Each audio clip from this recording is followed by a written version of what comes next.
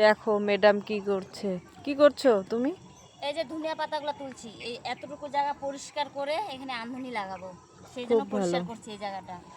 এখানে আরো আছে ধনিয়া কি পাতা, কি এই যে। আছে দেখাও হ্যাঁ, সবাইকে।